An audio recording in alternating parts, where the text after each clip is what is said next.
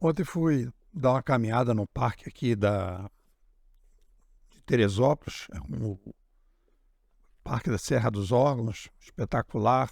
Fiz uma caminhada, fui até o cartão postal, uma subida assim, 2 horas da entrada do parque até voltar para a entrada do parque, 2 horas.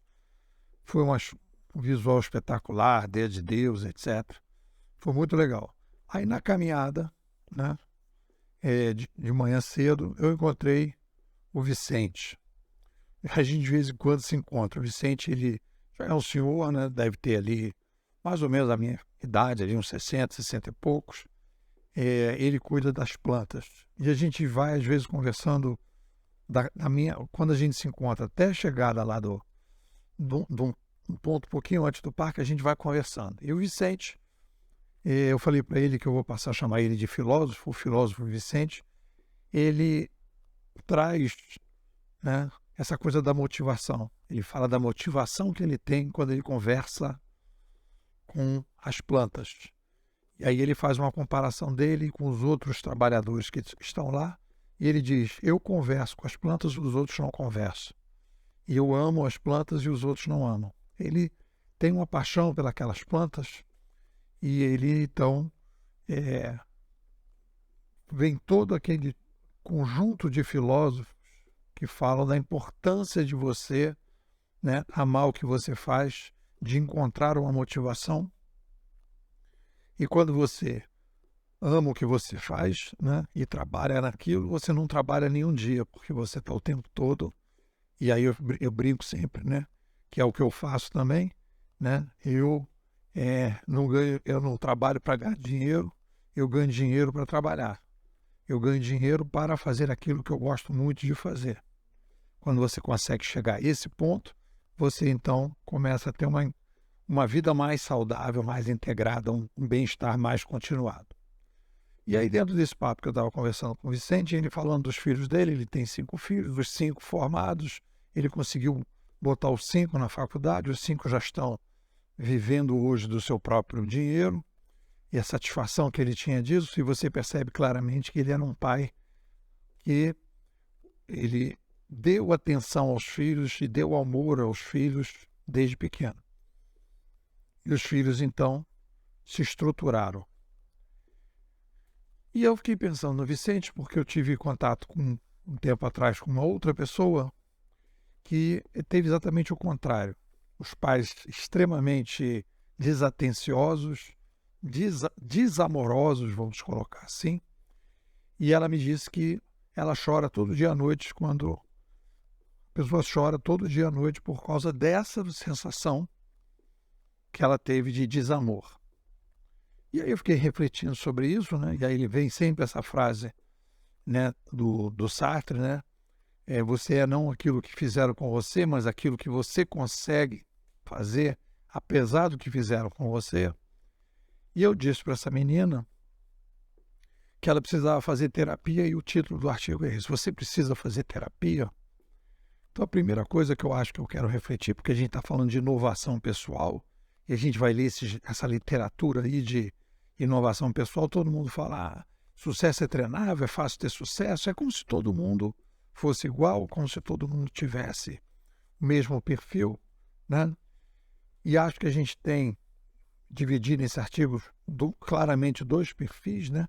A gente tem uma coisa primária que a gente traz, que é a nossa capacidade de, né? O Vicente gosta de plantas. Eu vi um filme esse fim de semana de um autista que conversava com as vacas e conseguiu fazer um modelo de matadouro que as vacas sofriam muito menos. E então ela era autista, e então cada um tem o seu perfil primário. E a gente, além do perfil primário, nós somos os traumas. Todos nós fomos traumatizados. O Sapiens, para ser Sapiens, precisa ser formatado. E essa formatação gera traumas, transtornos. Fiz aqui, né, procurei as definições de transtorno. Transtorno é aquilo que atrapalha a gente, né? Atrapalha a gente a ter uma vida mais saudável. Então você precisa lidar com esses transtornos. E aí eu dividi dois tipos de traumas, né? Traumas mais conjunturais, mais superficiais, e traumas mais profundos, mais estruturais, que é o que essa menina me disse. No momento que ela diz que chora toda noite porque ela sentiu o desamor na infância e ela não conseguiu superar esse desamor, ela precisa fazer uma terapia. A palavra terapia, você vê que fisioterapia é a terapia que você vai cuidar do corpo. Então, terapia, a gente tem que ter um certo cuidado, porque terapia é qualquer tratamento que você vai fazer, qualquer metodologia que você vai usar para resolver determinado problema. Aí a gente está falando de terapias mais profundas. E aí a gente vai falar de psicanálise, em que a gente vai procurar tratar de problemas emocionais mais profundos. E aí eu acho que a gente faz uma divisão interessante. Porque hoje a gente tem muito essa ideia dos coaches, pessoas que fazem coaches, mas não é todo mundo que pode, né? Não é todo mundo que tem transtornos mais superficiais. Às vezes existem transtornos mais profundos que precisam de um tratamento mais profundo. E aí quando a pessoa fala, você precisa fazer terapia, eu sempre digo, olha, cuidado. Quando a pessoa diz, você está com um problema de saúde, você tem que ir à farmácia.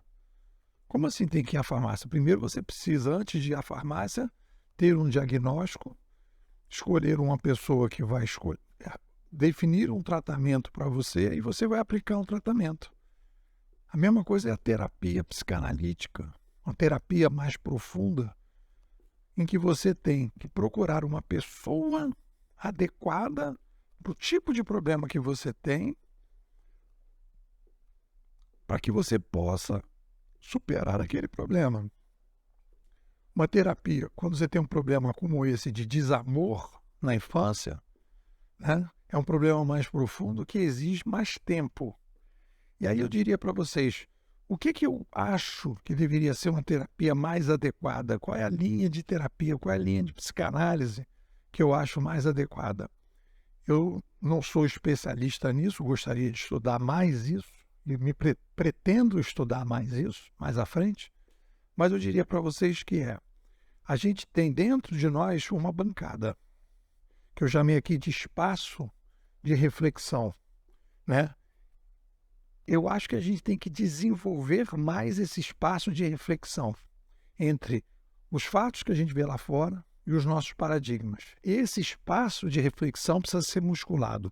Uma boa terapia, seja ela superficial ou não, deve desenvolver e ampliar esse espaço. É isso. O que vocês dizem? Se é uma pessoa inquieta, quer ter uma visão mais consistente do que está acontecendo a partir da chegada do digital, quer receber artigos abertos que a gente manda para a internet, depois o detalhamento desses artigos, um aprofundamento, ter acesso ao que a gente está construindo aqui, que é a ciência da inovação, inovação civilizacional, inovação organizacional e inovação pessoal, tudo integrado, né? Então, você tem que conhecer a Bimodais. A Bimodais funciona tudo pelo Zap, você recebe tudo pelo Zap, a gente tem lives mensais, e a promoção agora do mês de março é a seguinte, você paga R$100 para conhecer a escola, e se você gostar, você paga mais 300 e fica até o final de junho. E aí eu estou te convidando para entrar nessa aventura. Temos alunos aqui que estão desde o primeiro momento, desde o início da escola, e continuam primeiro, segundo, terceiro, quarto ano. Por quê? Porque é um processo progressivo, é um espiral de conhecimento. A minha preocupação não é que eu tenha muitos seguidores, a minha preocupação é que a gente tenha uma consistência.